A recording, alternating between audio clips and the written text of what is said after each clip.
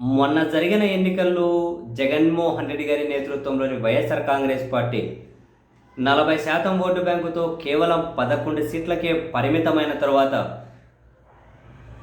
అప్పటి వరకు ప్రభుత్వంలో పార్టీలో పెద్ద పెద్ద కోటరీలు నడిపిన వాళ్ళు, నంబర్ 2లుగా ఉన్న వాళ్ళు, ఉప ముఖ్యమంత్రులుగా పనిచేసిన వాళ్ళు, మంత్రులుగా పనిచేసిన వాళ్ళు, జిల్లాలకు జిల్లాలే మావే అని చెప్పి శాసించిన వాళ్ళు, అధికారాన్ని చలాయించిన వాళ్ళు, ఎమ్మెల్యేలుగా పనిచేసిన వాళ్ళు, జగన్మోహన్ రెడ్డి గారి దగ్గర నుండి, జగన్మోహన్ రెడ్డి గారి ప్రభుత్వం దగ్గర నుంచి భారీగా లబ్ధి పొందిన వాళ్ళు అందరూ చాలామంది, అంటే ఈ కేటగిరీలో ఉన్న వాళ్ళు కూడా, అంటే కీలకమైన వ్యక్తులు కూడా అధికారం పోగానే వెళ్ళిపోయారు, పార్టీ వదిలి వెళ్ళిపోయారు.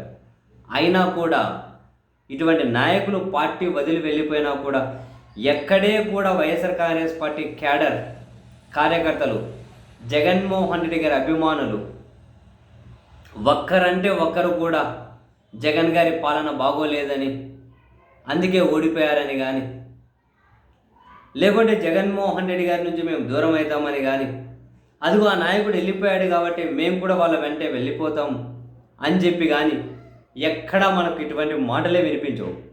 ఏ నాయకుడు ఉన్నా పోయినా జగన్మోహన్ రెడ్డి గారితోనే మేము ఉంటాం, ఎందుకంటే జగన్మోహన్ రెడ్డి గారి పరిపాలన బాగా చేశారు. సరే, ఆయన వద్దనుకున్న వాళ్ళు ఇబ్బందులు పడతారో రాబోయే రోజులు ఆ విషయం తెలుస్తుంది. ఇప్పుడు తెలుస్తుంది, రాబోయే రోజుల్లో ఆ విషయం తెలుస్తుంది.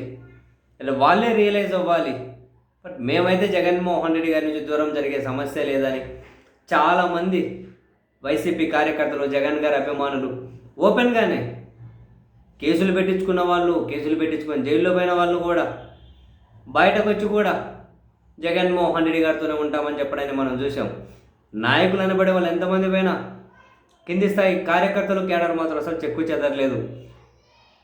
ఈరోజు రాష్ట్ర వ్యాప్తంగా జరిగిన 28 ఎంపీపీ ఎన్నికలకు సంబంధించి కూడా ఎంపీటీసీలు అనే ఈ కింది స్థాయి నాయకత్వం ఎవరైతే ఉంటారో, ఎంపీటీసీలు అనబడే వాళ్ళు, వీళ్ళు ప్రభుత్వం పెట్టే కేసులకు భయపడకుండా వాళ్ళ భర్తలను వేరే వేరే కేసులు పెట్టి జైల్లో పెడుతూ ఉన్న వీళ్ళు వెరవకుండా, భయపడకుండా, వైఎస్ఆర్ కాంగ్రెస్ పార్టీ కండువా తీయకుండా, వైఎస్ఆర్ కాంగ్రెస్ పార్టీకి నినదించాలి, దాని నుంచి దూరం జరగకుండా కేసులు పెట్టినా, ప్రలోభాలకు గురి చేసిన వీళ్ళు వైసీపీకి కట్టుబడి ఎంపీపీలు గెలిపించుకున్నారు అంటే నిజంగానే కార్యకర్తల్లోనూ, దిగువ శ్రేణి లీడర్షిప్లోనూ జగన్మోహన్ రెడ్డి గారి మీద వీళ్ళకు ఉన్నటువంటి అభిమానాన్నే కాదు, ఆ నాయకత్వం మీద వీళ్ళకున్న నమ్మకాన్ని కూడా అది ఖచ్చితంగా తెలియజెబుతోంది.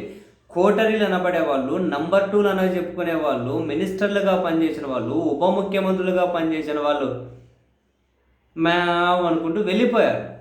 కానీ కింద రాళ్ల దాడులకు గురవుతూ ఉన్నా, కట్టె దాడులకు గురవుతూ ఉన్నా, వీళ్ళ ఇళ్ళను ధ్వంసం చేస్తూ ఉన్నా, వీళ్ళ భర్తలను జైళ్ళలో పెడుతూ ఉన్నా, వీళ్ళని జైళ్ళలో పెడుతూ ఉన్నా, వీళ్ళ ఆస్తులు ధ్వంసం చేస్తూ ఉన్నా, ఎంత చేసినా కూడా ఈ ఎంపీపీ ఎన్నికల్లో కూడా వీళ్ళు ఇలాగే నిలబడిన విధానం ఉంది చూశారు.